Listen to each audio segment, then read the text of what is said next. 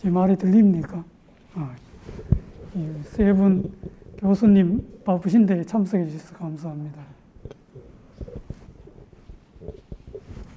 대학은 여러 청춘의 젊은이들이 어울려서 함께 밥도 먹고 술도 마시면서 인생을 논하고 사랑과 우정을 그리고 낭만을 쌓아가는 그런 곳인데, 또 교수들도 사실 여러분의 그런 모습을 지켜보면서 또 간간히 함께 할 수 있으면 참 좋은데 코로나로 그렇게 하지 못해서 아쉽습니다.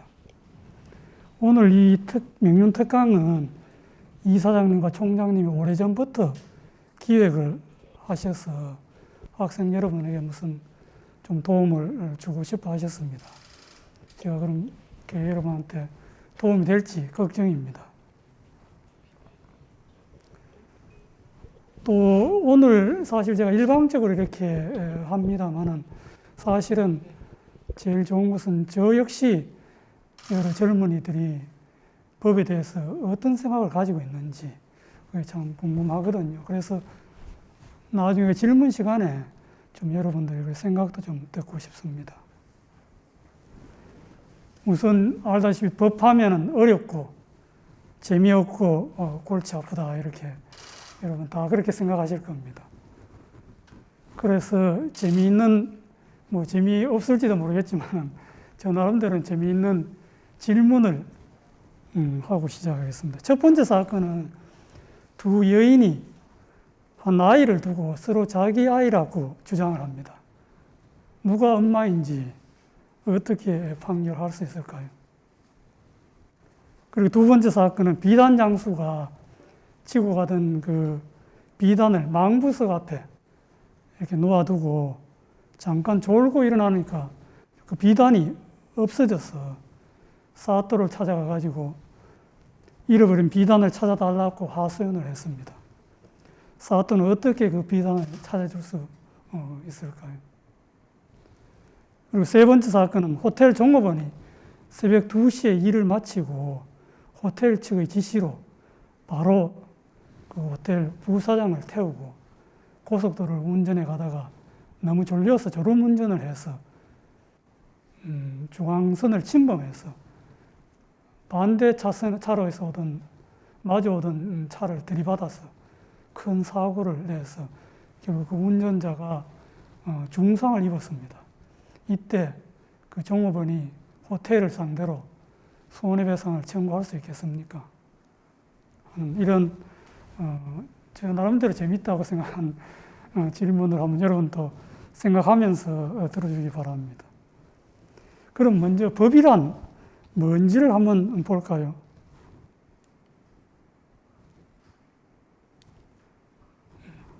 저기 나와 있다시피 법의 정의에서 칸트부터 철학자, 그리고 법학자, 법철학자, 사회학자, 이 많은 분들이 그 정의를 이렇게 하고 있고 책으로 해도 뭐 수십 권, 수백 권이 됩니다. 그런데 그 정의를 참 하기가 어렵고, 다만 현재 우리나라에서는 우리 교과서에서는 저렇게 설명을 합니다. 법은 사람이 사회 공동생활을 하면서 지켜야 할 당위의 법칙, 즉 사회 규범의 일종으로서 필요한 경우에는 국가 권력에 의하여 강제되는 특성을 가진다, 이렇게 설명을 하고 있습니다. 그래서 오늘 여러분들은 그 법의 정의보다는 법이 어떻게 분류되는가, 이걸 좀 알아두는 게 좋을 것 같습니다. 우선 대륙법과 영미법, 이렇게 이제 보통 이제 유럽 대륙에 있는 프랑스, 독일, 이게 이제 우리가 대륙법이라고 합니다. 그에 반해서 영국, 미국, 이 나라는 이제 우리는 여기 이렇게 보면은 민법이라고 이렇게 따로 이렇게 되어 있습니다. 민법전. 근데 영국이나 미국은 따로 민법이라는 게 없습니다. 카먼 로라 해서 전혀 이렇게 문자로 되어 있지 않고 오랫동안 사람들 사이에 이게 법이다 하고 이제 이렇게 알아오던 것. 그거를 나중에 이제 재판이 되면은 법원의 판결로 이제 확인이 됩니다. 그리고 형사재판에서 여러분들이 많이 들어보신 배심 재판, 이게 근데 용민법에 아주 큰 특징의 하나입니다. 그 다음에 실정법과 자연법. 실정법은 이제 실제로 있는 법, 현재. 자연법은 우리 현실적으로 있지는 않지만은 많은 사람들이 이성적으로 생각할 때 가장 바람직하다고 생각하는 그런 법. 이걸 우리가 흔히 자연법이라고 합니다. 그 다음 성문법과 불문법. 성문은 문자로 이루어진 법. 불문법은 문자가 아닌 법. 방금 말씀하셨다시피 영국까지 카먼로, 또 관습법, 판례법 이렇게 이제 있습니다.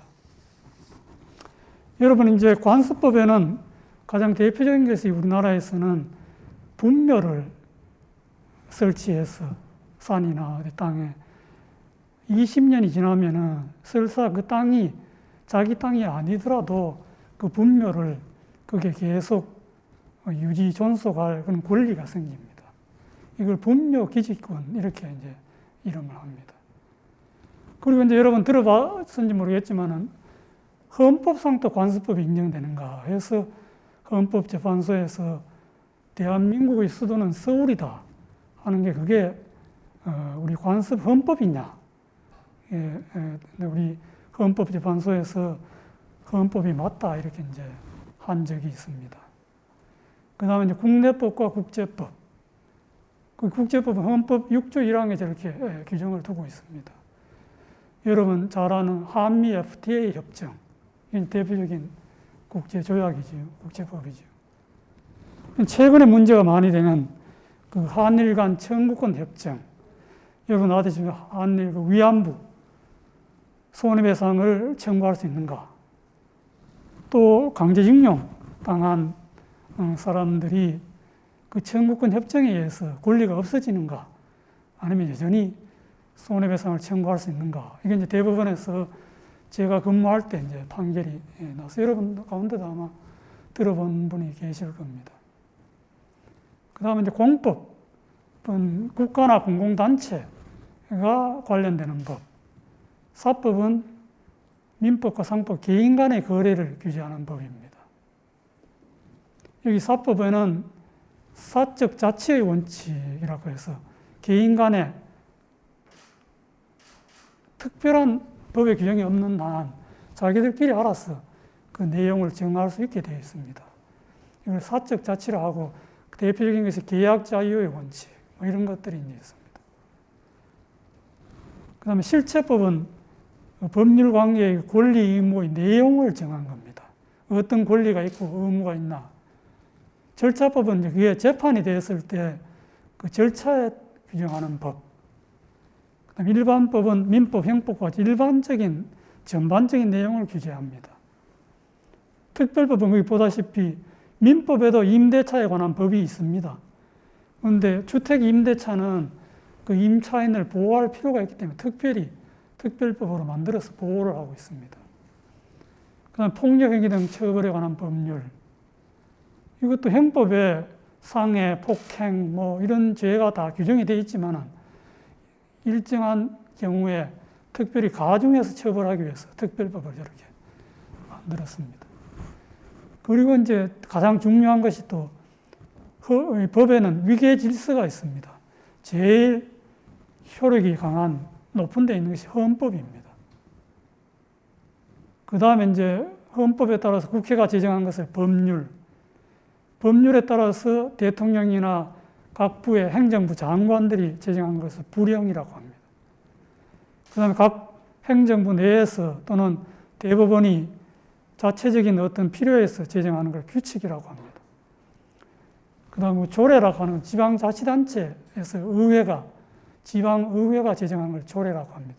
물론 거기에도 지방자치단체장이 또 규칙을 제정할 수 있습니다.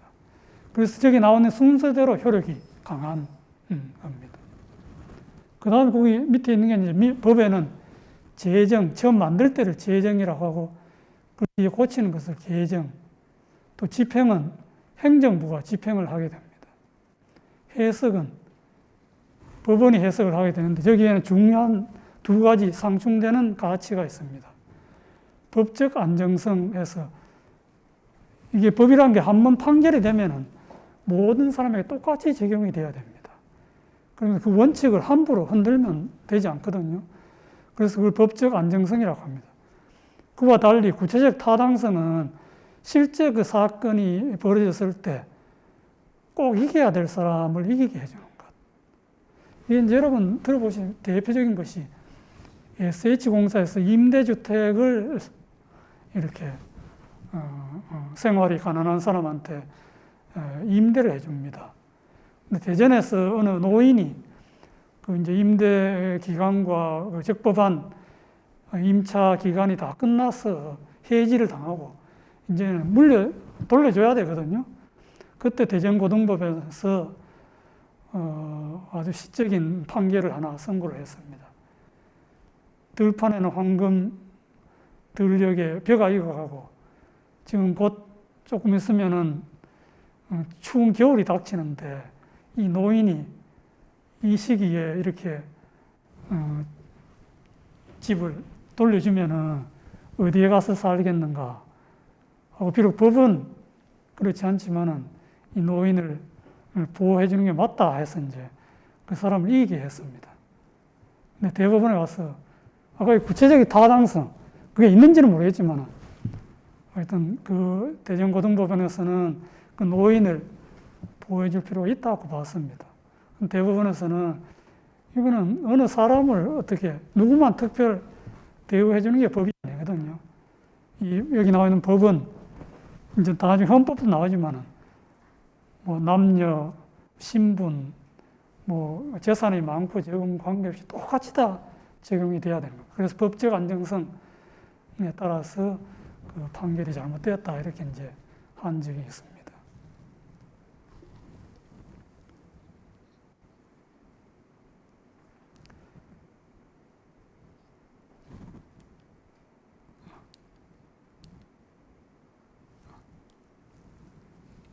그러면은 이제 아까 우리가 여기 법이 뭐냐 할 때 분리를 이렇게 했지만 법은 결국 저기 사회규범의 일종이다. 사회규범은 우리가 잘 알고 있는 게 대표적인 도덕이 있죠. 그 다음에 이제 법이 있는데, 그래서 두 가지가 가장 흔히 비교를 많이 합니다. 저기 말하자피 도덕은 강제되는 특성이 없지만 법은 이제 강제되는 특성을 가집니다. 그래서 어느 나라나 어느 사회에서나 도덕과 법이 적절하게 그 조화를 이룬 사회, 그게 가장 바람직한 사회가 된 겁니다. 그런데 그 조화를 이룬다고 할 때 그 조화가 나라와 시대에 따라서 다 달라집니다. 예를 들어서 중국의 경우에 종래라는 유교에서는 그 덕치를 강조했습니다. 법가를 여러분 알면 제자백가 할 때 법가, 그 법치보다는 덕을 강조했고, 공자도 나도 재판을 하라면 누구보다 잘할 수 있지만 내가 중요하게 생각하는 건 재판을 잘하고 못하는 게 아니고 재판을 아예 없게 하는 것, 그게 나의 관심사항이다 이렇게 하면서 재판보다는 재판에 의하지 않고 이루어지는 사회, 도덕사회를 가장 중요하게 생각했거든요. 그에 비해서 우리나라는 어떻습니까? 우리도 이제 도덕을 중시했지만 우리는 여러분 아는 8조 군법이라서 단군 때부터 이 법이 아주 중요하게 생각했습니다. 그리고 삼국유사에 신라의 그 탈해왕이 처음 태어나서 자기 그 집을 재판을 통해서 자기 그 집터를 이렇게 차지하는 그런 내용이 나옵니다. 그만큼 우리는, 그리고 조선시대 때도 3-3번 재판한다 해서 재판이 굉장히 많았습니다. 그때는 지금같이 대법원에 가면 끝나는 게 아니고 계속 할 수 있었거든요. 그만큼 재판을 사람들이 많이 했고, 그래서 우리가 여러분 일상 언어에서도 법이라는 말을 많이 쓰지요. 예를 들면 이뻐지는 법, 밥 잘 먹는 법, 뭐 다 법이 따라붙습니다. 그만큼 이 법이 우리 가까이 있는데, 그럼에도 불구하고 이제 도덕을 또, 왜냐하면 우리 국민들 가운데 아직도 그렇다고 해서 법대로 하자 이러면 또 상당히 거부감을 가지는 사람이 많습니다. 그러니까 우리 사회에서는 이 두 가지가 상당히 긴장관계에 있는 그런데, 이 우리나라에서도 예를 들면 또 시대에 따라서 여러분 아시는 간통죄, 예전에는 다 형사적으로 처벌을 받았죠. 근데 이제 헌법재판소 최근에서는 그 위헌이 다 해서 이제 간통죄가 없어졌습니다. 그러니까 도덕이냐, 그걸 도덕에 맡기느냐, 아니면 법으로 형사처벌하느냐, 이게 시대에 따라 다른 겁니다.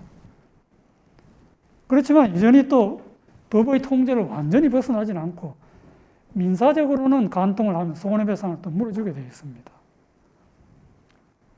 또 한 가지가 예를 들면 매춘 행위에 있어가지고 그 성을 파는 행위가 아니고 성을 사는 행위. 예전에는 그거는 처벌을 안 했습니다.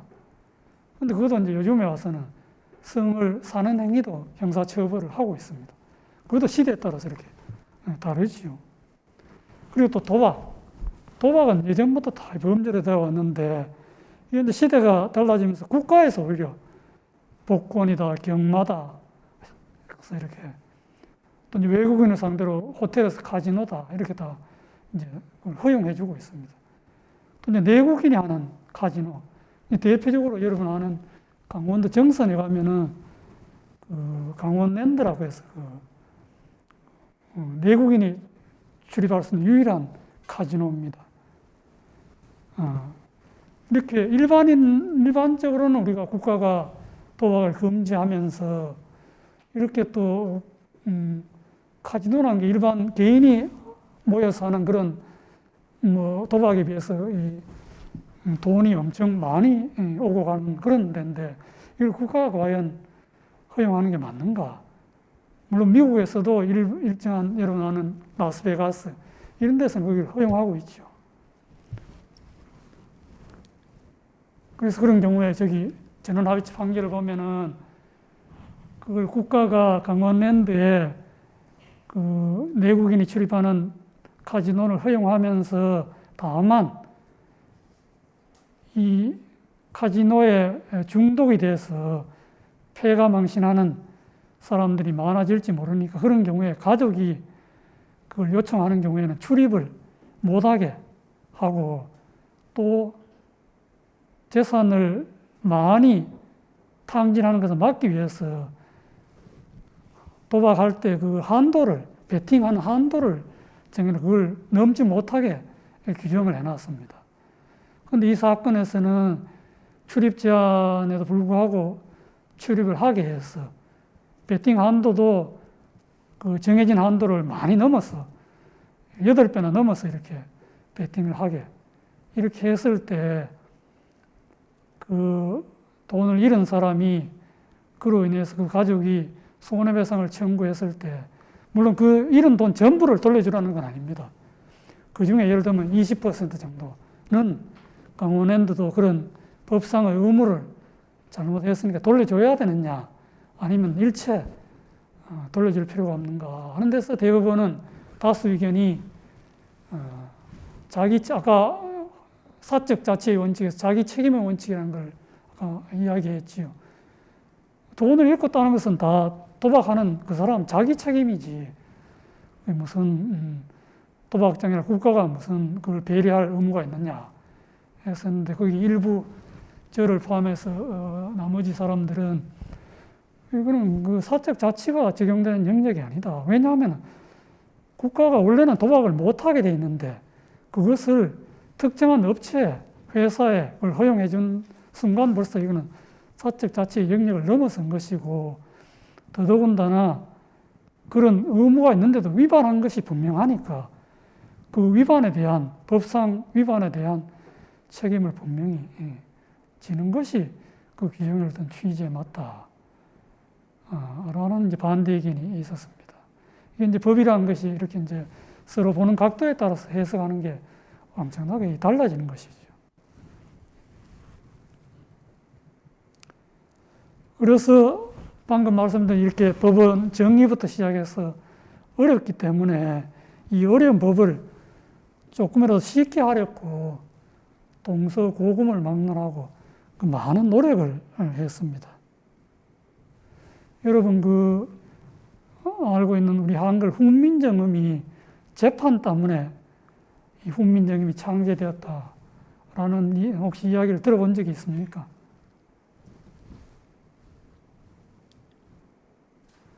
거기 보시면은 세종이 고려시대 때는 원래 그 도지사에 해당하는 안념사, 병마사 이런 사람들이 사람을 죽일 수 있었습니다. 죄가 있으면은. 그런데 조선을 개국하면서 태조부터 해서 그 법을 없애고 모든 것을 왕이 친히 결정하도록 이렇게 만들었다는 겁니다. 그래서 여러분들이 조선왕조실록에 들어가면은 어전회의, 임금이 이제 신하들을 모아놓고 대전에서 할 때 저기 빨간 글씨로 되어 있다시피 저렇게 저기 한 달치인데 저기 상당한 그 재판에 관한 기록이 저렇게 많이 나옵니다. 대표적인 게 거기 보면은 그 글씨가 보입니까? 의정부의 절도를 범하고 도망하여 한 자에게 자자하기를 청하다. 이렇게 절도 강도에 대해서는 예전에는 자자라는 것은 인두를 몸을 얼굴이나 일정한 부위에 이렇게 찢어서 문신을 합니다. 그런 형벌을 가했거든요. 그리고 제일 마지막에 무한제수 양금박을 차명, 순창제수 녹송을 교형. 차명은 칼로 이렇게 목을 쳐서 죽이는 거고, 교형은 목을 매달아서 끈으로 이렇게 그렇게. 저런 거를 예컨대 한경도 저기 위에 한길도 죄수 홍인봉을 교형에 처했잖아요. 예전에는 고려 때는 그걸 다 도에서 관찰사가 알아서 마음대로 죽여 수 있었는데 임금이 최종 저렇게 결재를 해야 시행이 됩니다.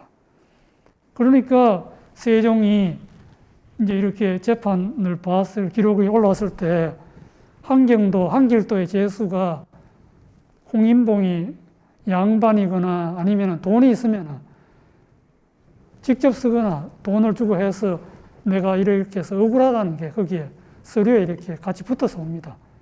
그럼 임금이 읽어보면 이 사람은 이렇게 억울하구나 살필 수가 있는데 노비는 이렇게 교형에 처한다, 차명에 처한다고 되어 있는데 이 사람이 왜 억울한지가 전혀 오지를 않습니다. 글을 모르기 때문에. 그래서 임금이 그걸 보니까 너무 안타깝고 해서 그래서 한글을 창제하게 된 겁니다. 물론 그와 동시에 이제 임금이 이렇게 좋은 책을 읽을 때, 예를 들면 상강행실도 읽을 때 일반인도 이런 걸 알면은 아주 부모한테 효도를 하겠구나. 또는 농사직설.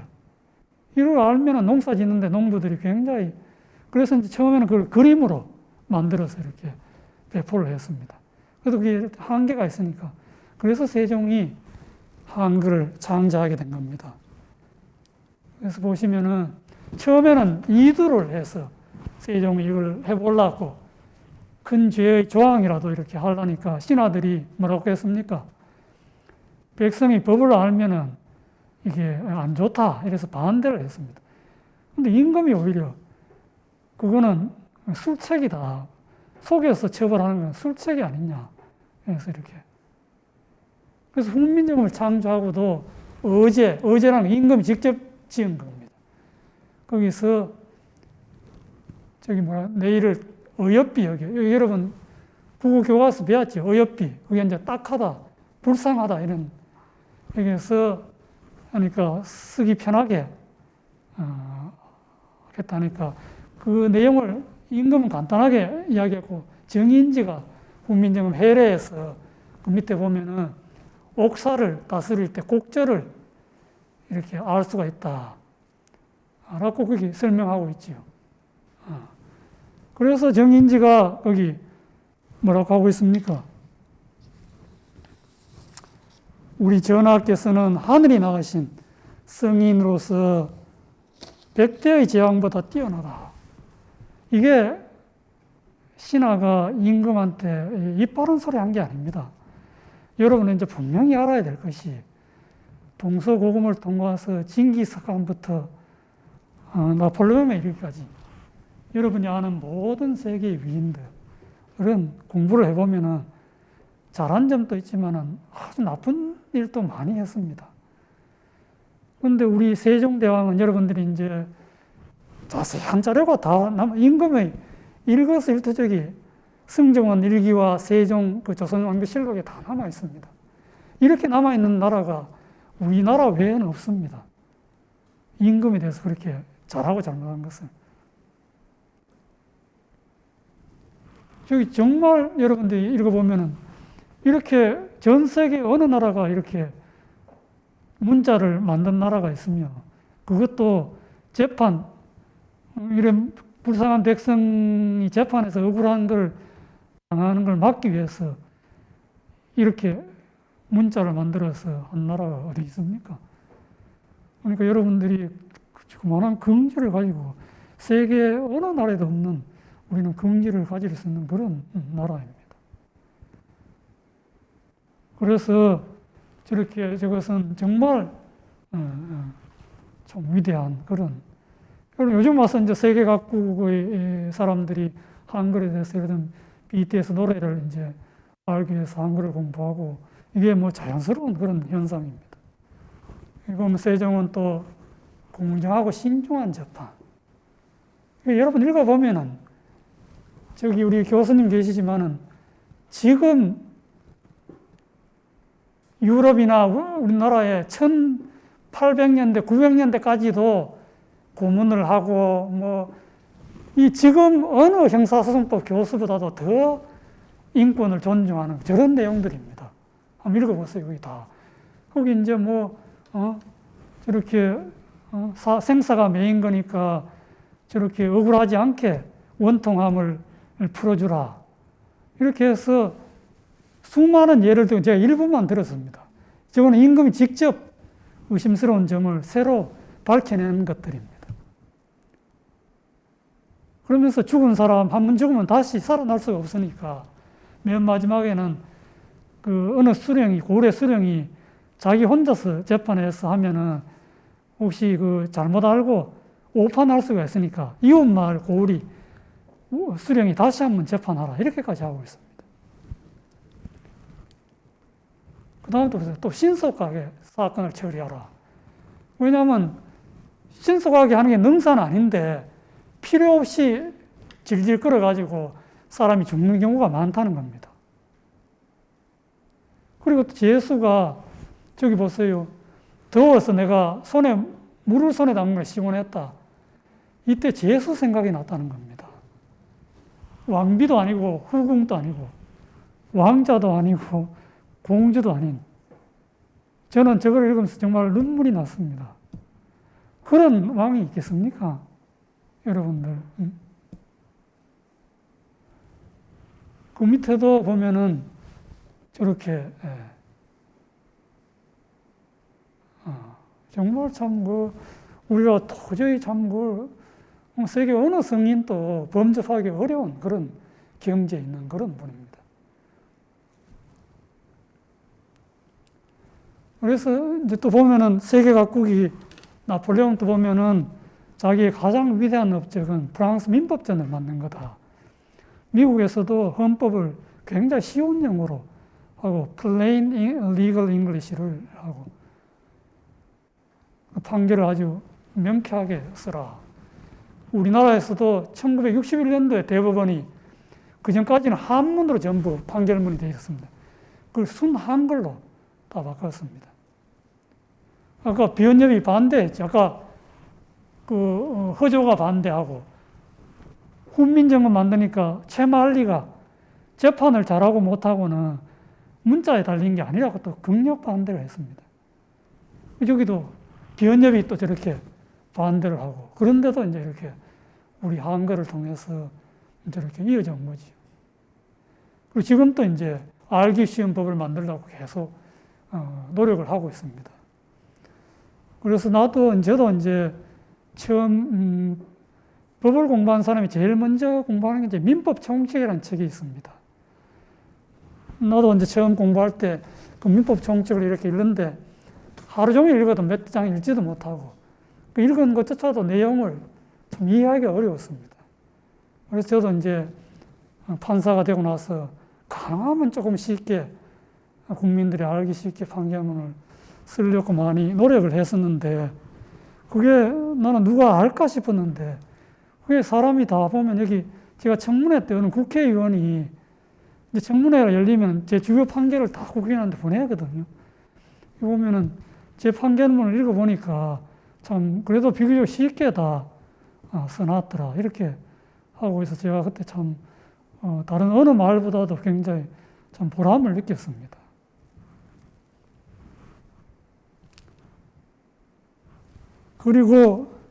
그래서 이렇게 이제 방금 설명했다시피 이렇게 어렵고 힘든 법을 그런 법조인들이 예를 들면 의사가 알면 되지. 일반인들은 우리까지 꼭 그걸 알아야 될 필요가 뭐 있느냐. 이렇게 이제 여러분들이 생각하기가 쉽습니다. 그렇지만은 어려워도 꼭 알아야 됩니다. 왜냐? 첫 번째는 법 없이는 이제 살 수가 없습니다. 여러분 이제 코로나가 오니까 코로나 이전 사회가 이제 얼마나 그립습니까? 그렇듯이 법이 우리 사회 전반에 흔히 이제 우리 주위에는 저 사람은 법 없이도 살 사람이다. 이런 말을 많이 합니다. 그건 이제 법이 있지만은 저 사람은 법을 어기지 않는다라는 말인데 과연 지금 당장이라도 법이 없다고 한번 여러분이 생각해 봅시다. 여러분 살 수 있을까요?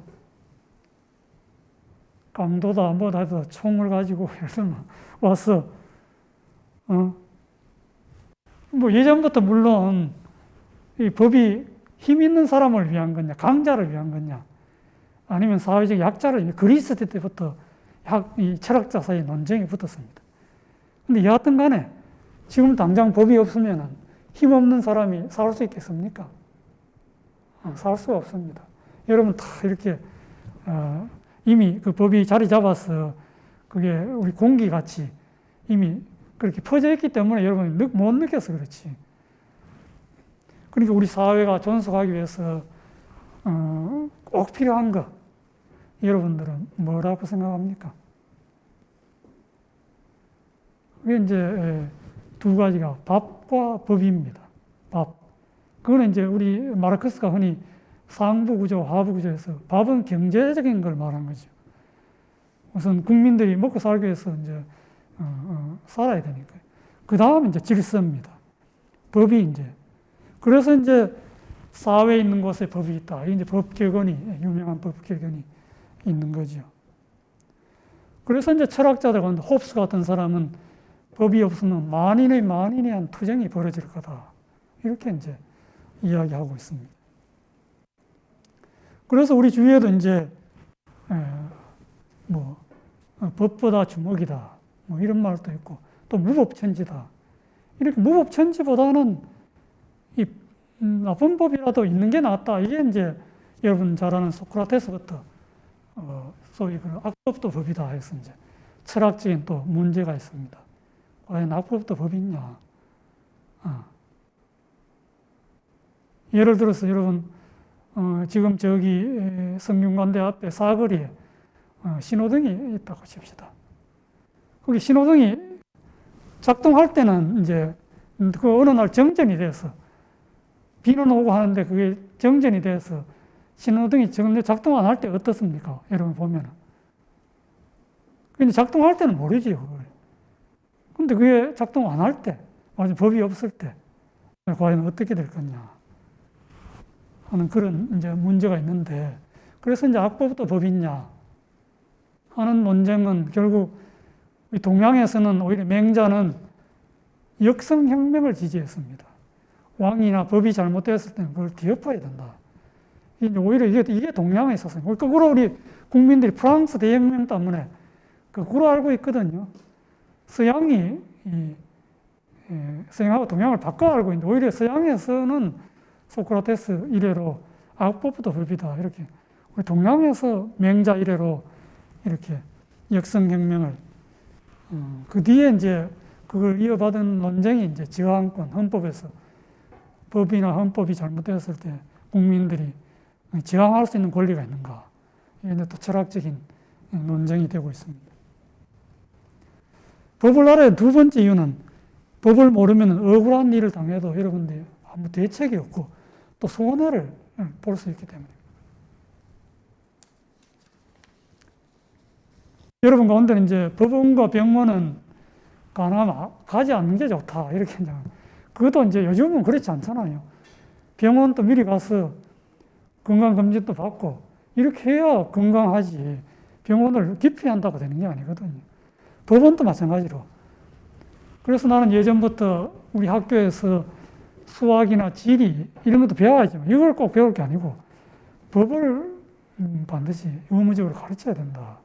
왜냐하면 여러분 이제 성인이 돼서 결혼 생활을 하면은 어떻습니까? 예를 들면 이제 제가 재판하면은 시골에 재판하면은 와서 흔히 하는 말이 이건 동네 사람이 다 하는 건데 왜 자꾸 오라가라 하고 나를 바로 이기게 안 해주느냐 하는데 동네 사람이 다 알아도 소용이 없습니다. 누가 알아야 됩니까? 판사가 그게 맞다고 인정해야 되거든요.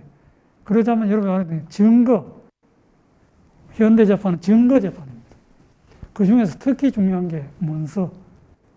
문서가 있어야 됩니다. 그러니까 여러분 이제 법률 생활을 할 때 100건 중에 거의 90건 이상이 다 문서가 없어서 생기는 일입니다. 특히 친할수록 문서를 만들지 않고 말로만 했다 결국 서로 나중에 결국 재판까지 가는 것이요. 그리고 예를 들면 보증이라는 게 또 있습니다. 근데 우리가 재판을 해보면은 보증을 잘못 써서 가지고 패가망신한 사람이 또 많습니다. 흔히 이제 그게 뭐 위험성을 얼핏 듣기는 했지만은 그게 그렇게 큰 문제인가 하고 이제 하게 되는데 그게 이제 나중에 결국 법률적으로 문제가 되고 결국 가정적으로도 예를 들면 10억이다 이렇게 빚을 지게 되면 결국 온 가정이 파탄이 됩니다. 형제 간에도 원수가 되고 이렇게 되어서 결국 보증도 여러분들이 이제 굉장히 위험하다는 걸 평소에 알고 있어야 됩니다. 그리고 임대차도 예를 들면 여러분 이제 결혼해서 임대차를 하게 되면 집을 빌리게 되면 바로 그 집에 들어가서 살고 또 주민등록을 그날 바로 옮겨야 됩니다. 전입신고. 그 두 가지만 하면 그때부터 보호가 되거든요.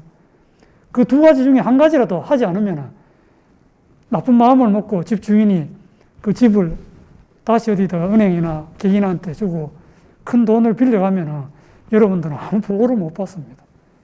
그러니까 이런 것도 기본적인 이런 것들을 여러분들이 알고 있어야 되거든요. 그리고 뒤에 나오고 있지만 구속, 체포, 또 갑자기 밤에 집에 찾아와서 당신 친구가 지금 술 먹고 운전하다가 잡혔는데 친구 말이 당신도 술 먹고 운전해 갔다는데 경찰서에 가자. 그걸 법률용어로 임의동행이라고 합니다. 그때 그 경찰관을 따라가야 되느냐 하는 이런 것도 여러분들이 알아야 되는 거죠. 그 다음 이제 가장 중요한 것, 무엇보다 여러분들이 이 나라의 주인이기 때문에 법을 반드시 알아야 됩니다. 저기 이제 우리 지성우 교수님 이제 헌법 교수님이 계셔서 제가 자세히는 말씀을 못 드리고 그냥 간략하게 말씀을 드리겠습니다. 이제 대한제국 구한 말에 이제 고종 때 대한제국 그때는 민국이 아니고 제국 왕의 나라죠. 국제라는 게 만들어졌는데 3.1 운동 후에 상해 임시정부에서 대한민국 임시헌장 만들고 19년에 다시 임시헌법을 만들었습니다. 이걸 이어받은 게 이제 이때 이미 민주공화국이다 대한민국이라는 이 국호가 생기고 이렇게 했었습니다. 이제 48년 7월 17일 제헌헌법이 만들어지고 이제 현행헌법은 87년에 이제 국민 개헌을 통해서 저렇게 만들어졌습니다. 1조에서 뭐라고 하고 있습니까? 대한민국의 주인은 국민이다. 공무원은 뭡니까? 봉사자입니다. 국민이 주인이고 공무원은 종입니다. 그런데 많은 국민들이 거꾸로 알고 있습니다. 대통령이든 국회의원이든 대법관이든 다 여러분의 봉사자이지 그 사람이 여러분의 위에 있을 아무 이유가 없습니다. 그 사람을 업무상 존중해 주는 것은 주인의 일을 잘하라고 존중해 주는 것이지 절대 국민 위에 있기 때문에 그런 게 아니거든요. 그런데 국민들 스스로가 마치 각부의 장관들도 마치 대통령이다. 여기가 마치 무슨 국민의 주인인 것처럼 이렇게 역대 정권에서 하고 있거든요. 이거는 우리 국민들이 엄청 잘못 생각하는 겁니다. 그리고 국민은 존엄과 가치를 가지고 행복을 추구할 권리를 가집니다. 그리고 법 앞에 평등하고. 모든 국민이 실제 평등하지는 않잖아요. 능력의 차이도 있고 재산의 차이도 있고. 그렇지만 법은 모든 국민을 평등하게 대해야 됩니다. 그 다음 신체의 자유를 가지고 법률에 의하지 않은 처벌받지 않고, 저걸 흔히 죄형 법정주의라고 합니다. 그 다음 형사상 불리한 진술을 억지로 할 필요가 없습니다. 즉 자기 부재 거부 이렇게 하고, 그 다음 영장을 아까 갑자기 한밤중에 찾아와 가자 해도 영장이 없으면 현행범이 아니면 갈 필요가 없는 거죠. 그 다음 변호인의 도움을 받을 수 있고, 또 체포 구속당할 때는 알려야 됩니다. 이걸 흔히 미란다 원칙이라고 하거든요. 그 다음 자백은 저기 이렇게 제한이 되고, 아까 우리 세종대왕도 저렇게 자백을 아주 엄격히 금했지요. 한번 가볼까요? 사례 3, 사례 3을 한번 보세요. 거기 보면은, 여기 사례 3에 이 매질을 해가지고 이렇게 했잖아요. 매질하는 밑에서는 얻지 못할 것이 없다 하고 해서 이걸 매질한 관리를 처벌했습니다. 그래서 우리가 이제 좀 빨리 하겠습니다. 이제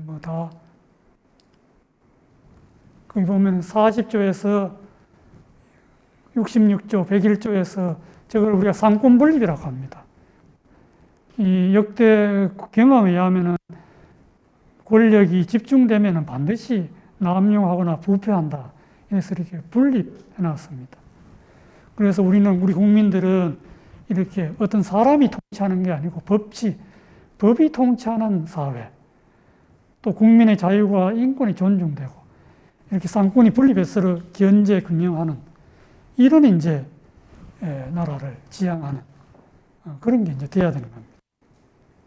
특히 최종적으로 민주화될 때는 결국 마지막에 해석하는 이제 법원이 하게 되거든요. 그러니까 법원이 특히 판사가 가장 또 중요한 위치에 놓이게 되는 겁니다. 그럼 우리 법조인들은 과연 잘하고 있는가?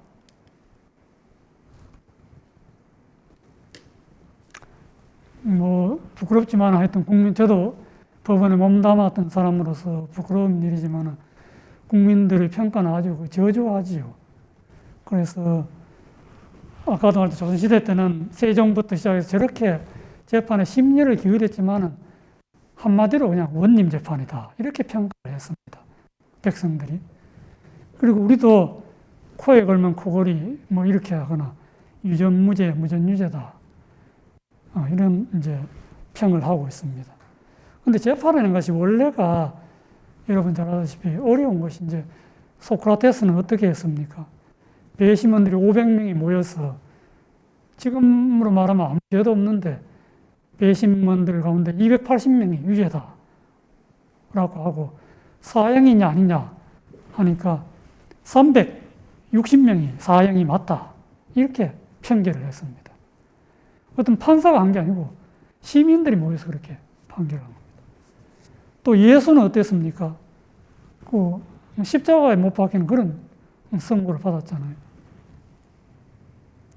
그리고 중세 때는 갈릴레오가 지구는 돈다 하다가 또 처벌을.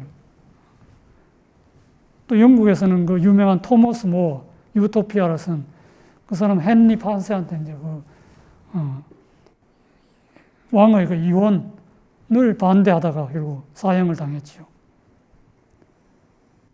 그런 이제 재판의 그런 참 역사가 있는데, 이제 우리 국민들은 흔히 생각하기를 우리 재판은 뭐 좀 잘못됐지만 미국의 재판을 굉장히 잘하는 걸로 이렇게 생각하고, 여러분들도 그렇죠.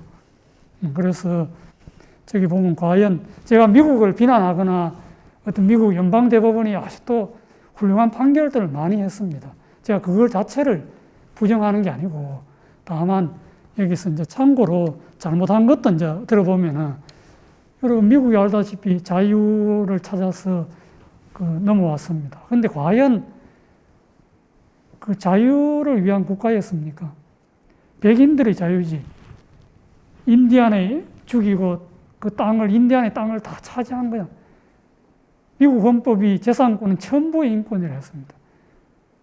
그 백인들이 차지한 땅이 천부의 인권입니까? 인디언의 천부의 인권을 빼앗은 거 아닙니까? 그건 제 이야기가 아니고 미국의 헌법 교수가 실제로 그렇게 이야기를 합니다. 그리고 흑인 노예를 아프리카에서 그렇게 대량으로, 저기 보세요. 지금 드레드 스캇 사건에서 흑인은 헌법에서, 미국 헌법에서 말하는 시민, 우리로 말하면 국민 또는 인간, 근데 포함되지 않고 nor intended, 포함할 의도조차도 없었다는 겁니다. 그러면서 subordinate, inferior, 그러니까 종속되고, 백인에 종속되고 열등한 그런 존재로서 subjugated, 그러니까 종속된 그런 존재라는 거예요. 또 어떤 판결에서는 belonging, 주인에게 종속물이다, 이렇게 하고 있습니다. 대한민국의 어느 판결이 사람을 물건이다 이렇게 한 판결이 있습니까? 그리고 링컨이 노예해방선언을 1863년에 했습니다. 우리는 1887년에 노비제가 폐지됐는데, 제가 태어난 이후로 한 번도 양반 상놈을 갈라서 학교를 같이 못 가거나 버스를 같이 못 타는 그런 일은 없었습니다. 그런데 노예 해방을 하고도 60년대까지도 미국은 학교를 같이 못 가고, 흑인, 백인은 버스도 같이 못 탔습니다. 그리고 여성의 권리도 어떻습니까? 저기 보면은 브래드웰 사건에서 여성은 법률 업무에 종사 못하도록 하는 법이 있었는데, 그게 합헌이라 하면서, 그것까지는 좋은데 이유를 뭐라고 했습니까? 궁극적인 여성의 그 운명, 데스티니와 미션, 임무는 한 가정에서 남편의 아내요, 아이의 어머니로서 역할이라고 했습니다. 저거는 오래된 판결이지만 1970년까지도 저런 문구가 연방대법원 판결에 나옵니다. 예를 들어서 은행에 여성이 결혼을 하면 남자는 괜찮은데 여성은 강제로 사직을 당하는 제도가 있었거든요. 그때도 저렇게 대한민국 대법원 판결에 여성의 좀 불리한 판결은 있겠지만 이유를 저렇게 한 판결은 없습니다. 그리고 연방대법원이 루즈벨트 때 유딜에 역행하는 많은 판결을 했다가 국민들로부터 존중을 못 받고, 루즈벨트가 결국 연방대법원 개편까지 하려고 했었죠.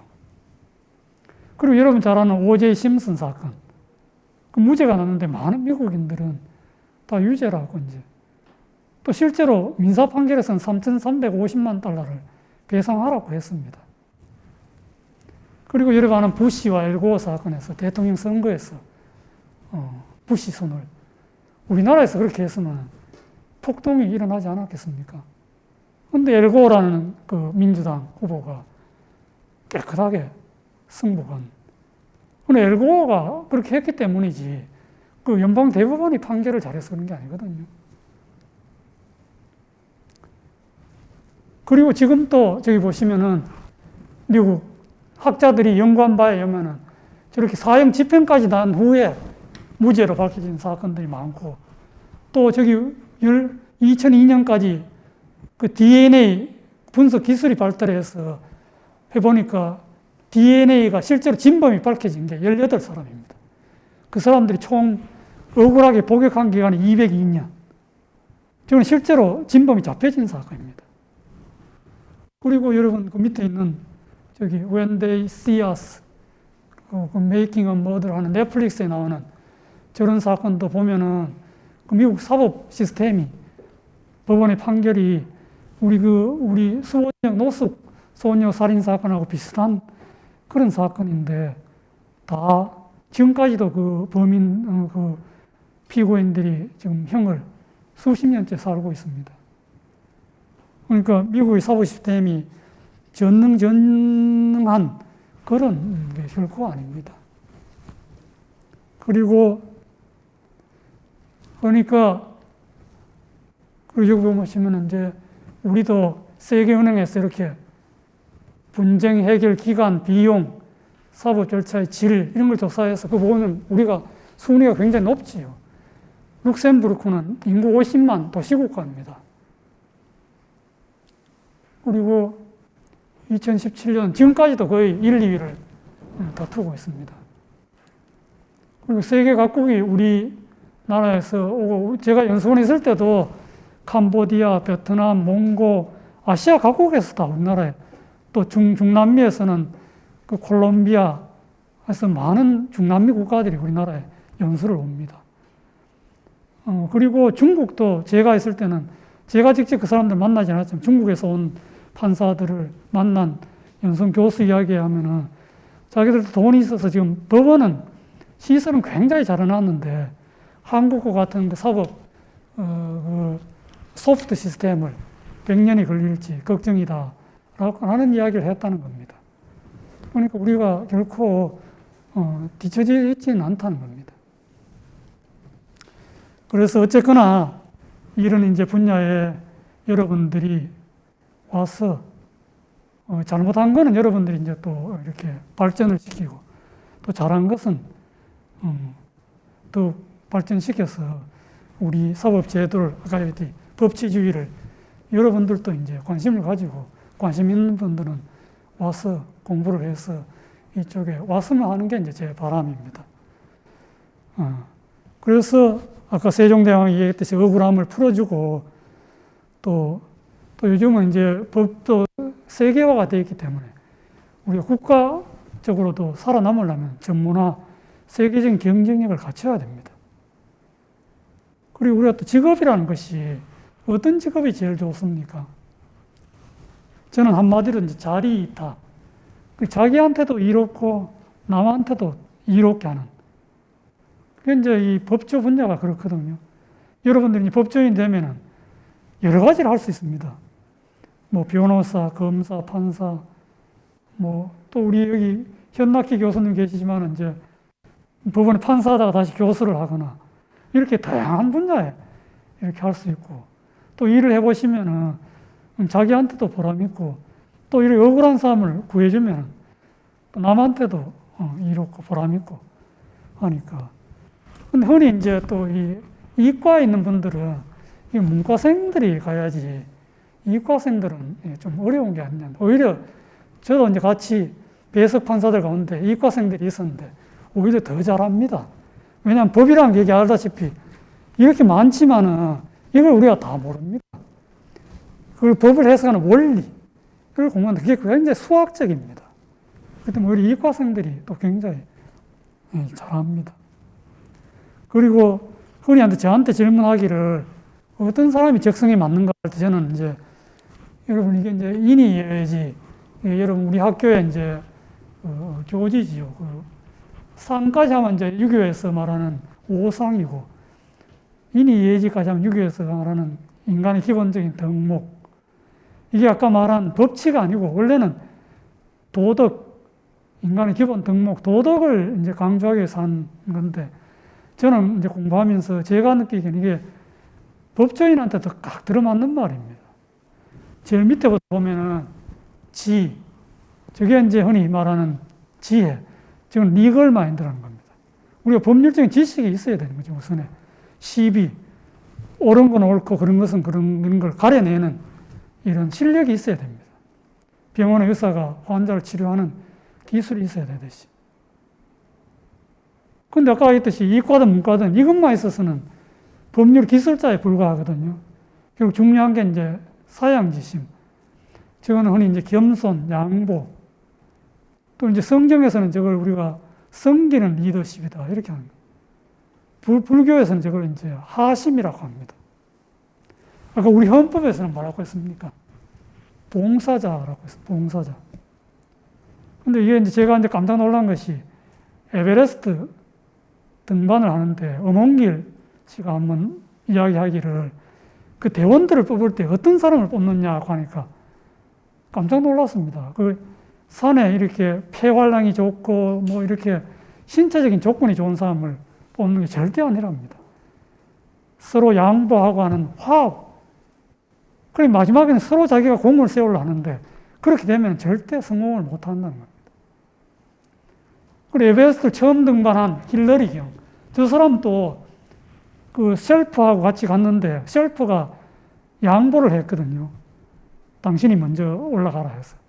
그래서 저 사람도 저렇게 자기가 관용을 배웠다는 겁니다. 겸손. 그래서 저는 이게 동양적인 사고인 줄 알았는데 서양에서도 마찬가지로 똑같습니다. 미국 현재 연방대법원장인 존 로버츠. 저분이 제가 그 연설한 걸 보니까 하버드 로스쿨 200주년 기념 그 인사말에서 그 하버드 출신 대법관 4명하고 같이 가서 그 이야기하면서 하버드 출신 연방대법관, 여러분 잘 아는 유명한 홈즈, 브랜다이스, 프랑크푸르트, 또 러니드 핸드 이런 분들이 각자 그 법률적인 견해는 달랐지만은 공통적으로 강조한 게 있다는 겁니다. 첫 번째가 자유로운 토론, 둘째가 이제 지적 겸손. 그러면서 저게 굉장히 중요하다는 겁니다. 판사하면서. 우리도 헌법에 법관은 독립하여 재판한다. 이렇게 돼 있으니까 마치 판사는 지멋대로 재판하는 것이 이렇게 알고 있는데 법원도 마찬가지로 판사들 간에 서로 화합하는, 화의부동하는 그런 게 아니면 법원이 바로 무너집니다. 그러니까 저렇게 우리 국가 전체도 그렇지만은 어떤 조직도 이렇게 중도 화합하는 저런 정신을 가지지 않으면 성공할 수가 없습니다. 그 다음에 이제 필요한 게 의. 저거는 이제 설명하기를 수오지심이라고 합니다. 수는 자기가 잘못한 걸 부끄러워하는 거고, 오는 그 남들이 악을 저지르는 걸 미워하는. 그걸 저는 이제 하늘을 우러러 한 점 부끄러움을 살라는 거고, 또 하늘이 무너져도 정의를 세우라는 겁니다. 저게 우리 주위에서 보다시피 가장 위험한 게 부끄러움을 모르는 겁니다. 예를 들면 법을 아주 저 기술자같이 해석해서는 국민한테 고통을 주면서도 자기 출세만을 노리는 이런 건 우리가 볼 때도 얼마나, 근데 그건 부끄러움을 몰라서 그런 거거든요. 그 대표적인 게 나치 시대입니다. 나치 시대 때 흔히 여러분 아는 법이 잘못된 게 아닙니다. 그때 제정된 바이마르 헌법을 위해서 법은 지금까지도 가장 잘된 법이라고 합니다. 그런데 그 해석하고 집행하는 사람들이 부끄러움을 모르고 했기 때문에 그렇게 저런 시대가 초래된 겁니다. 그 다음 마지막에 가장 중요한 거, 그게 아까 얘기한 측은지심. 즉 자비, 불교에서는 자비라고, 성경에서는 사랑이라고. 저건 이제 우리 법원에서는 죄는 미워하되 사람은 미워하지 말라는 겁니다. 아까 우리 세종대왕도 그거 나왔지요. 세종대왕도 다 차명도 하고 다 처벌하잖아요. 그렇지만 처벌할 사람은 처벌하지만 또 억울한 사람은 없게 하는 그런 이제. 그래서 시간이 많이 돼서 제가 더 하지 않고 이 정도로 하겠습니다. 예. 감사합니다. 박수.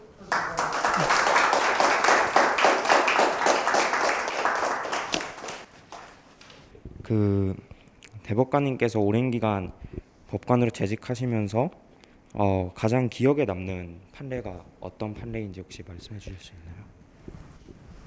가장 인상적이었던 판결이나 가장 보람찼던 판결, 가장 아쉬웠던 판결 그런 것. 제가 이제 아까 처음에 이야기했듯이 저기 보시면은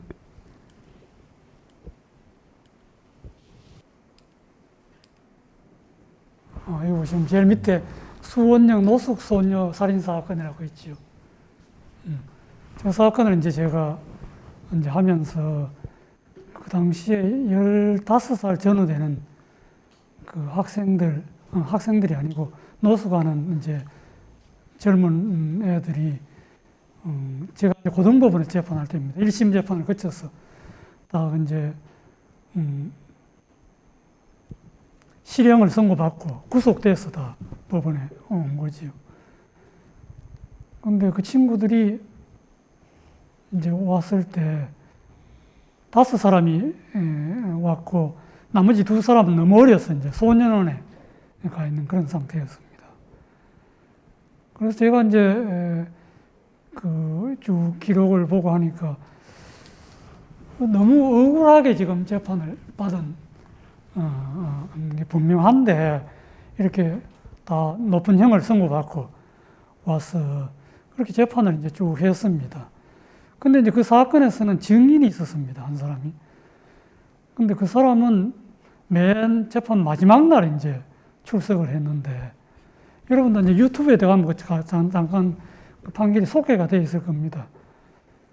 그 마지막 날 이제 왔는데 그 증인이 오니까 이제 검사가 물으니까 다 자기가 그 친구들이 피고인들이 이렇게 같이 한꺼번에 그 죽이는 걸 봤다. 이렇게 이제 증언을 다 해가 이제 마쳤습니다. 그래서 이제 검사도 묻고 변호사도 묻고 이제 끝이 났는데 제가 이제 마지막으로 그 증인을 이렇게 물었습니다. 증인, 저기 그때 피고인들은 저렇게 이제 옆에 이렇게 5사람이 나란히 앉아 있습니다.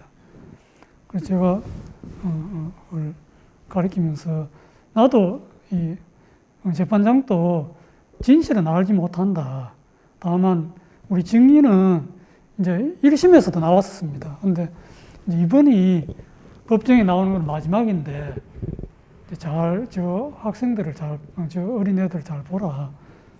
그래서 지금 이야기하는 게 맞으면은 당연히 저 피고인들이 처벌을 받는 게 마땅하고 다만 만에 하나라도 증인이 잘못 증언하게 되면은 이제 이거 마치고 가게 되면은 증인은 평생 그 마음에 저 어린 아이들을 억울하게 처벌받게 한 그 양심의 가책을 가지고 살아가게 될 것이다.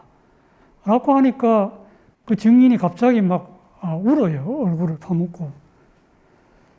그래서 그 재판하는데 그 뒤에 있는 또 그 같이 온 이 여자분이 한 사람 또 일었어요. 그래서 누구냐고 하니까 자기도 이제 결혼 약속을 했는데 한 달 뒤에 결혼을 한다고 해요. 그래서 제가 증인 남자죠. 물었습니다. 그러니까 왜 우느냐 하니까 사실은 자기는 이 5사람을 법정에서 처음 본다는 겁니다.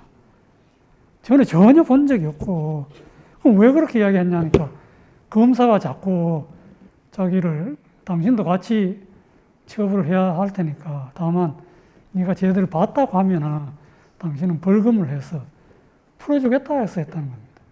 그래서 그 아까 이야기한 친구는 벌금 조금 내고 이제 풀려나 있었거든요. 그래서 이제 이 사람이 이 학생들이 다 거기서 이제 다 하고 또 이제 그 앞서 먼저 처벌받은 사람이 또 있었는데 그 사람도 나중에 이제 결국 이게 다 대법원 가서 무죄가 되면서 그때는 이제 그 앞서 처벌받은 사람 재심을 해야 됩니다. 그래서 이제 재심을 하게 된 거죠. 그래서 이제 무죄가 다 결국 밝혀졌습니다. 그리고 민사사건은 제가 지금 나눠준 책에 지금 방금 이야기한 사건과 제가 이제 민사사건 그 2개 거기가 다 있습니다. 우리 앞에 있는 한번 물어봅시다. 아까 내가 마지막에 예를 든 사건 3개가 있었잖아요. 마지막에 호텔 그 종업원 손해를 어떻게 청구할 수 있겠습니까? 청구할 수 있겠습니까?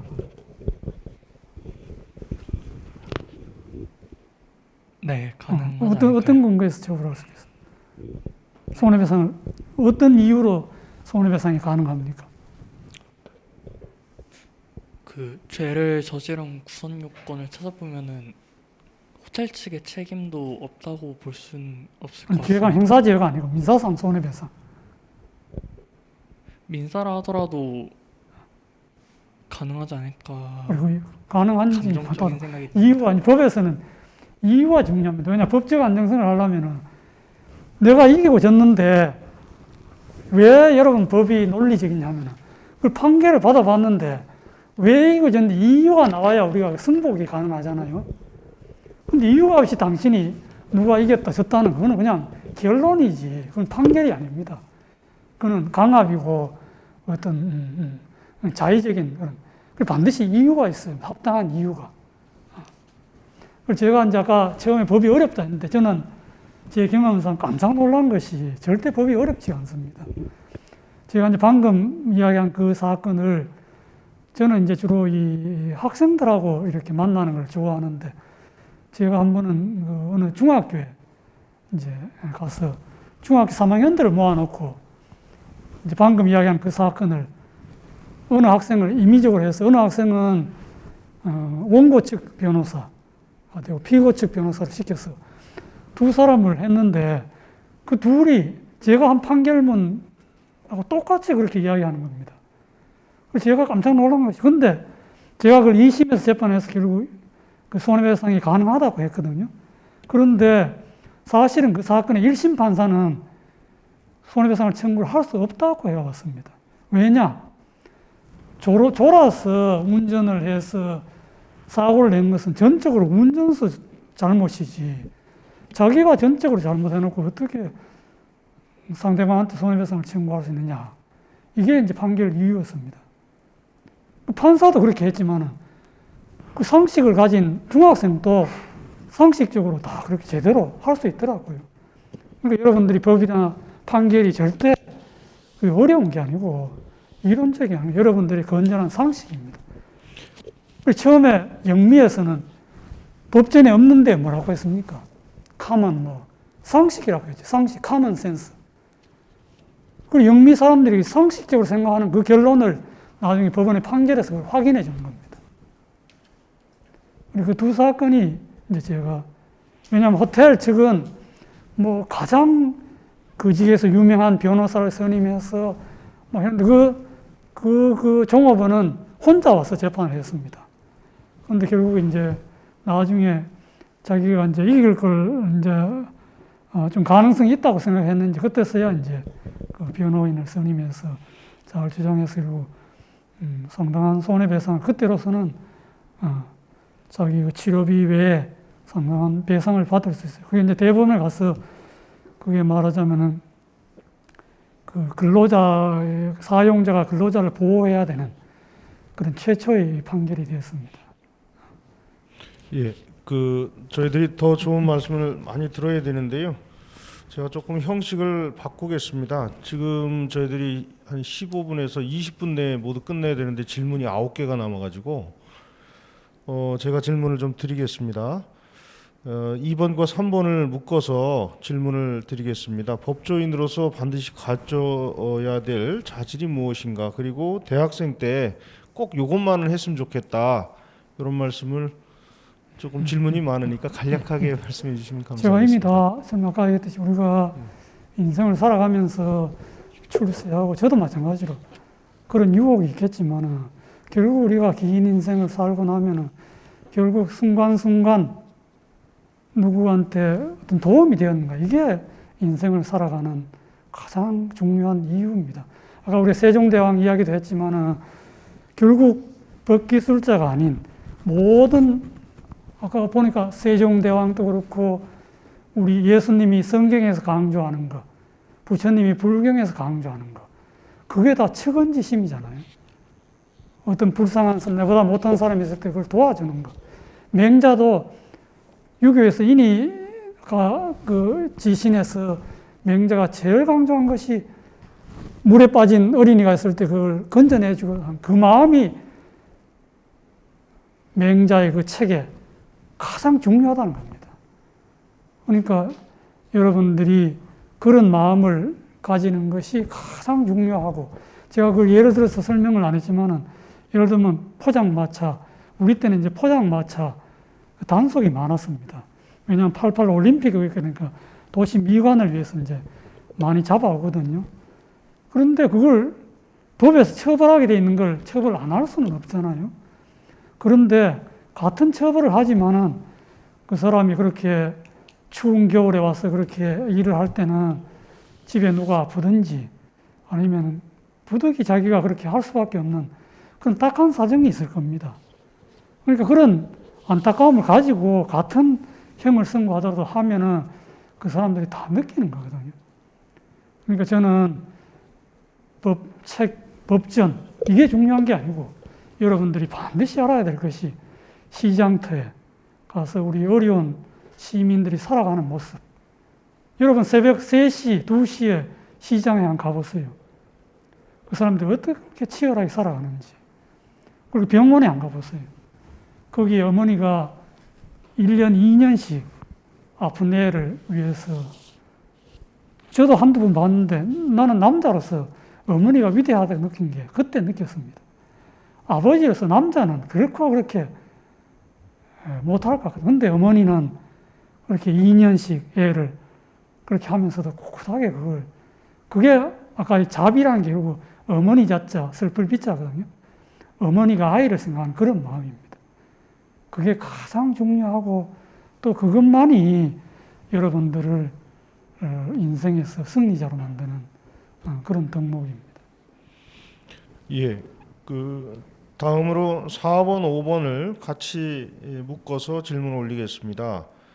법조인이 되기로 한 계기가 무엇인가 하고요. 그 다음에 그동안 가장 어려웠던 시기와 이것을 극복한 경험이 있으시다면 조언을 부탁드리겠습니다. 예, 이걸 제 개인적으로 경험을 여기서 제가 나눠준 책에 아마 조금은 소개되어 있을 텐데 이걸 장황하게 설명하는 것보다도 이제 저희 때는 주위가 다 여러분도 이제 코로나로 어렵겠지만은 우리 때도 다 어느 시대나 다 어려운 점이 있습니다. 장단점이 우리 때도 이제 예를 들면 사과 하나도 온전한 사과를 제 기억에 어릴 때 먹어본 기억이 없습니다. 다 어디서 벌레 먹은 거 이런 걸 이제 얻어오거나 어머니가 시장에서 사는 걸 그걸 이제 이렇게 해서 형제들이 나눠 먹지.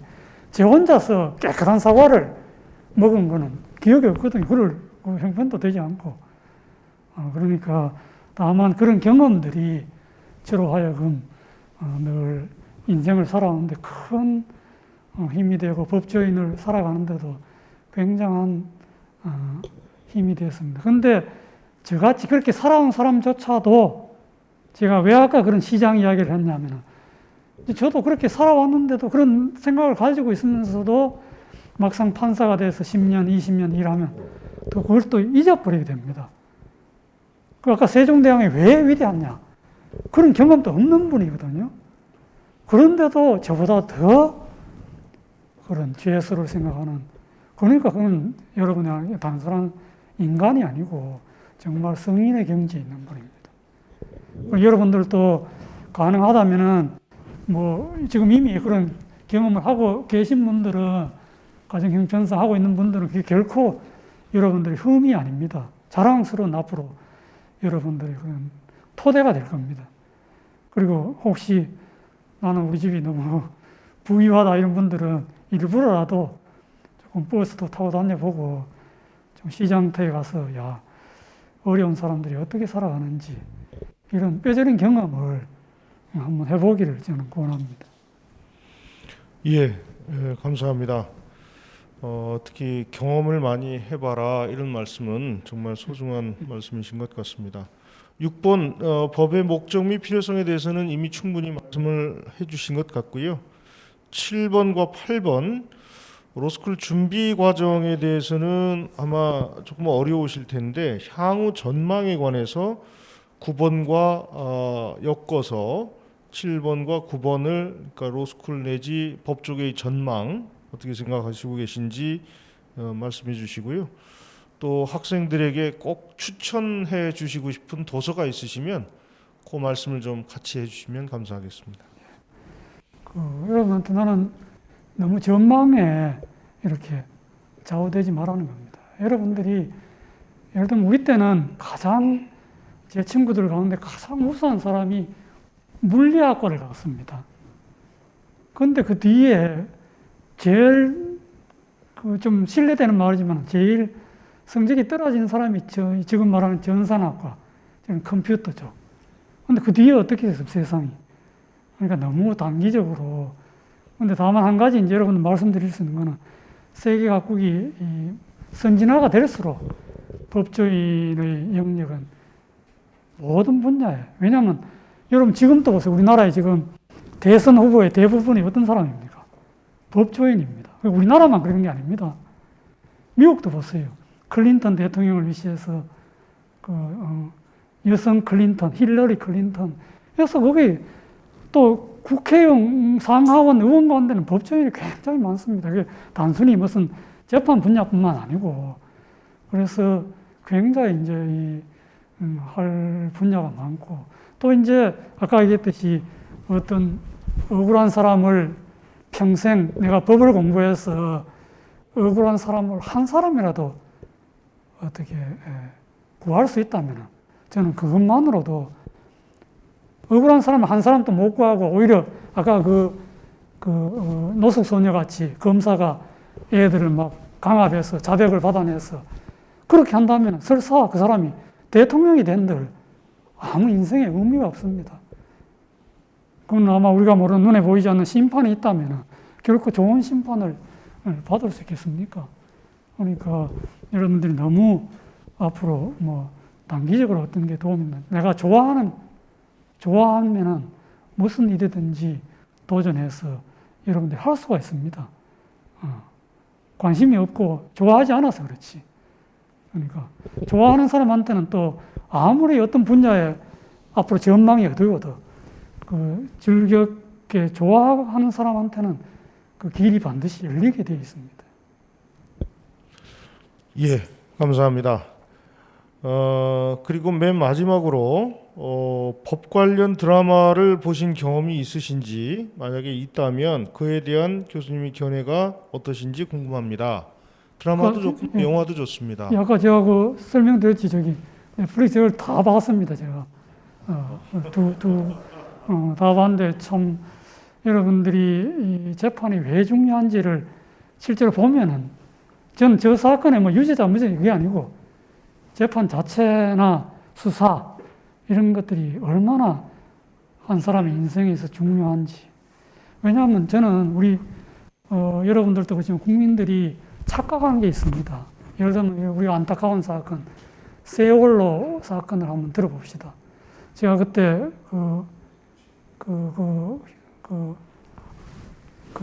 조문을 하러 가보니까 정말 막막하고 어머니들이 뭐라 했습니까?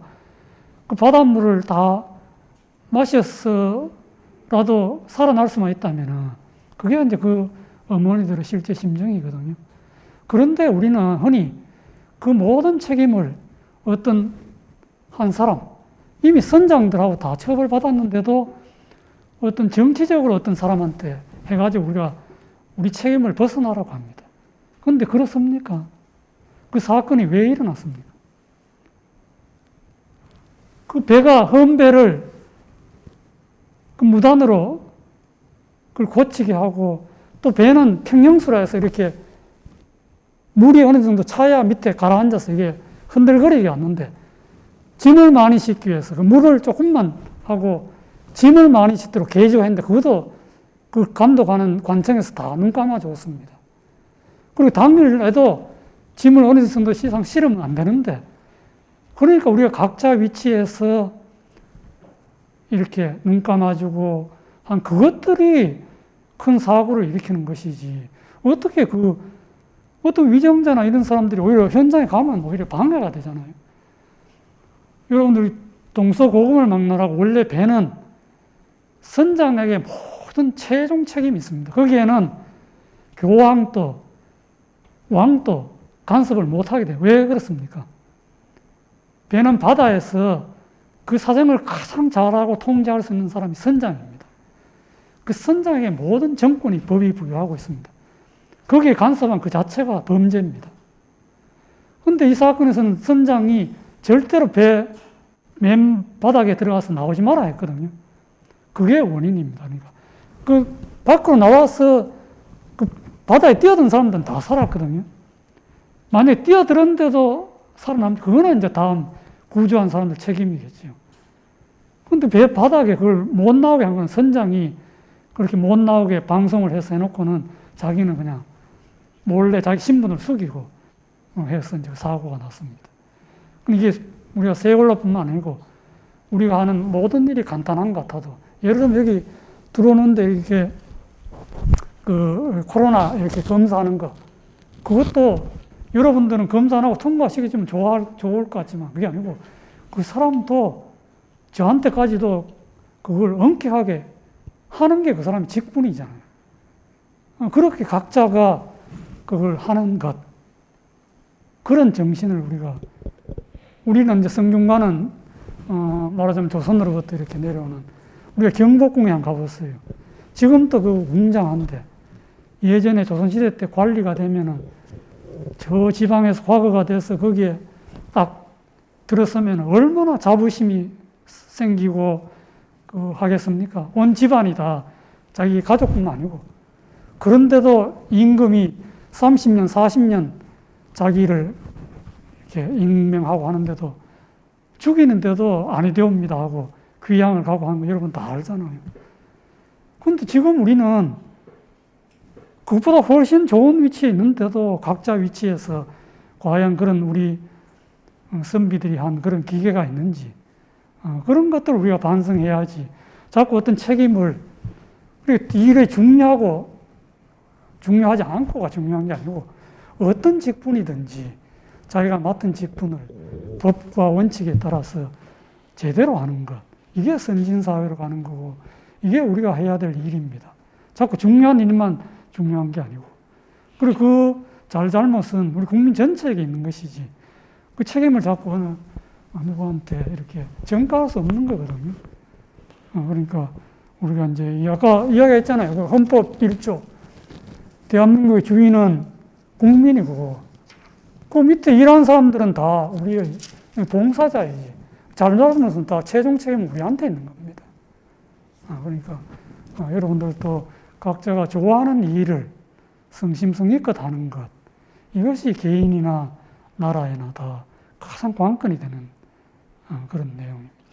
제가 뭐 자꾸 중언부언하는 이유는 이것이 가장 중요하기 때문입니다. 예, 감사합니다. 지금 저희들 질문은 끝났고요. 지금 여기 한 200분 정도의 우리 학생들이 나와 있는데 선착순으로 딱 2분만 지금 시간상 모실 수 있습니다. 그래서 제가 우리 율전 캠퍼스에 한 분, 우리 명륜 캠퍼스에 한 분, 이렇게 딱 2분 정도 질문을 좀 드릴 수 있을 것 같은데 선착순으로 질문해 주시는 학생들에게는 제가 선물을 드릴 수 있는 분을 소개시켜 드리겠습니다. 예. 그 어떻게 하면 되죠? 누르면 되죠? 자기 얘기하고 싶으면 예 마이크를 키시면 됩니다. 네, 역시 로스쿨이나 법에 관심을 가지려면은 이 질문을 잘해야 됩니다. 우리 아까 소크라테스 이야기했지만은 결국 모든 게 질문에서 시작합니다.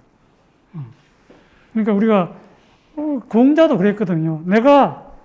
나는 늘 부끄러워하지는 게 하나 있다. 내가 아무리 내 제자고 하더라도 내가 모르는 건 나는 언제든지 무엇이든지 그 제자한테 질문 안 하는 겁니다. 내가 가장 잘한 거는 소크라테스와 공자가 똑같은 이야기 하잖아요. 그러니까 우리는 되게 저도 마찬가지지만 마치 거창한 걸 묻는 걸 이걸 질문이라고 생각하는데 절대 그렇지가 않고 뭐든지 이렇게 자기가 모르는 거는 물어야 되는 겁니다. 예. 그러면 아마 학생들이 질문할 게 되게 많은데 그 아까 10가지 질문이 다 나와서 저희들이 질의응답을 못하는 것 같습니다. 마지막으로 아까 저희들이 8번 질문 법조계 진로를 희망하는 학생들에게 추천하시고 싶은 도서가 있다면 무엇인가요? 이 질문을 마지막으로 오늘 말씀을 듣고 마치도록 하겠습니다. 그래서 저는 늘 이렇게 아까도 이야기했죠. 그러니까 저는 어떤 토플 같이 어떤 책을 보면은 잘한다 이런 게 없고, 그리고 각 가정에서나 아니면은 사회 살아가면서나 늘 여러분 있는 여러 친구들이 절대 여러분의 경쟁자가 아닙니다. 한번 생각해 보세요. 그 추운 교실에 여러분 혼자 예를 들면 늘 365일 혼자 와서 공부한다면 여러분 공부를 잘 할 수 있겠습니까? 여러분들의 친구가 50명, 60명 한 교실에 와서 이렇게 공부하니까 그게 바로 여러분들의 힘이 되는 겁니다. 그러니까 어떤 구체적인 어떤 책이 아까 소크라테스부터 공자부터 해서 많이 있죠. 자기 취향에 맞는 책을 이제 보면 되는 것이고, 요즘도 책이 워낙 많잖아요. 그러니까 저는 아까 늘 강조했듯이 책보다는 내 친구가 아쉬운 것을 부탁할 때 그걸 들어주는 것. 책 한 권 읽을 시간에 그걸 들어주는 것. 그리고 부모님이 어떤 걸 시킬 때 책 읽다가도 그걸 들어주는 것. 또 시간 날 때마다 시장터에 가서 이렇게 실제로 그런 걸 보는 것. 병원에 가서 보는 것. 이렇게 자기가 스스로 느끼고 자기 것, 체화라고 하죠. 자기 화가 돼야 되는 겁니다. 그리고 우리가 아까 얘기했듯이 헌법은 뭐라고 했습니까? 모든 국민은 평등하다 했죠. 근데 판사들 가운데는 법대에 딱 서면은 그 범죄인은 아까 헌법에 뭐라 했습니까? 그 무죄로 추정된다 했죠. 그 죄인이 아닙니다. 다만 검사가 죄가 있다고 해서 자꾸 주장하니까 왔을 뿐이지, 확정될 때까지는 죄인이 아니고 판사는 국민의 종이고 오히려 그 사람이 헌법상은 주인입니다. 그런데도 마치 판사가 자기가 주인이고 저 사람은 마치 중죄가 이미 확정된 것 같이 이렇게 하는 판사들이 많거든요. 그러니까 그렇게 말로는 헌법에서 이렇게 평등하고 무죄 추정이 된다 하면서 실제 운영은 그걸 책에서만 자꾸 읽어가지고 자기 것에 안 돼 있으면은 재판 진행하면서 부지불식간에 그런 태도나 말이 자연적으로 나오게 돼 있습니다. 그거는 자기를 속이는 거죠. 자기 스스로가 늘 실제로 이렇게 헌법이 말하는 인간상을, 여기서 말하는 인간상을 자기가 말로만 자꾸 떠들 게 아니고 여기 평등하다는 남녀 평등이다, 이걸 말로만 평등하다고 말을 자꾸 하는 게 아니고 가정에서부터 이렇게 자기화가 돼야 됩니다. 네, 감사합니다. 그럼 마지막 질문이 하나 들어왔는데요. 그 마이크 켜시고 경영학과 민지용 학생, 간략하게 질문해 주시고요. 그 질문에 대한 답과 아울러서 대북관님께서 맺은 말 같이 해주시면 될 것 같습니다. 민지용 학생. 네, 들리시나요? 예. 네, 교수님 너무 강의 잘 들었습니다. 제가 질문 드리고 싶은 거는 최근에 이제 4차 산업혁명이 일어나면서 어떤 데이터 플랫폼 서비스 등 법조계에도 큰 변혁이 일어날 것으로 예상되고 있는데, 어떻게 보면은 이런 판례들을 바탕으로 기판력에 의존해서 판단을 할 수 있는, 형량을 예측할 수 있는 서비스 등 그런 게 예상이 되는데, 그래서 이런 4차 산업혁명이 법조계에 어떤 영향을 미칠 것이라 생각하시는지 궁금합니다. 제가 이제 아까 간단하게 말씀드리다가 마쳤는데, 아까 사거리 예를 들었죠. 그 사거리에 지금도 예를 들면 북한같이 사람이, 예전에 우리 때는 사람이 거기서 다 신호를 했거든요. 그때 지금은 기계로 다 하잖아요. 근데 우리 국민들이 어떻습니까? 기계로 할 때 보행자도 있고 직진도 있고 좌회전도 있고 한데, 나는 지금 좌회전이 하고 싶어요. 아니면 보행자로 했을 때 추운 겨울에 있었는데 지금 보행자로 있는데 계속 차만 보내고 이 보행 신호는 뭐 3분에 한 번 들어올까 말까. 근데 사람이 늘 보행만 하는 게 아니잖아요. 이 사람이 자기가 또 차도 있을 수 있지요. 차를 운전해 갈 때는 또 거꾸로 어떻습니까? 심리적으로. 차 신호만 많이 보내면 좋아하겠지요.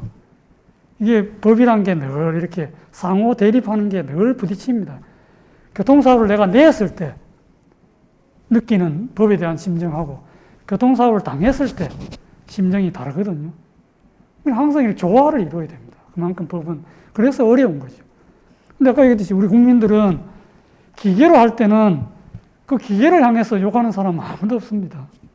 당연히 참고 기다리죠. 근데 그게 기계가 아니고 사람이 거기서 이제 신호할 때는 예컨대 보행자로 있든지 좌회전 하는 사람이면 대부분 그 내려서 막 우리 때도 욕하는 사람이 많았습니다. 내려서 막 달려가서 뭐 멱살을 흔드는 사람도 있고 왜 신호 이쪽은 안 넣어주느냐고.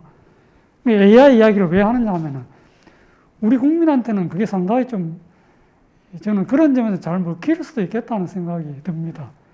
왜냐하면 사람에 대한 불신이 어느 정도인지 모르겠지만은 그래서 이게 앞으로 어떻게 전개될지 모르지만은 그럼에도 불구하고 궁극적으로는 뭡니까?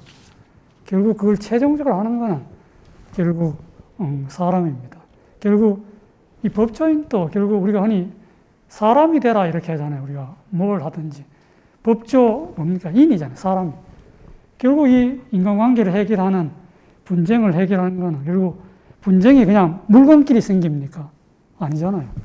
사람과 사람 사이에 생기기 때문에 사람에 대한 이해가 반드시 돼야 됩니다. 그래서 그 어떤 사태가 닥칠지는 모르지만은 결국 우리가 끝까지 우리가 놓지 않아야 될 것은 결국 그 사람에 대한 이해 또 믿음 이런 걸 우리가 다른 사람한테만 강요할 게 아니고 법조인 스스로가 그걸 먼저 갖춰야 되는 거죠. 예, 감사합니다.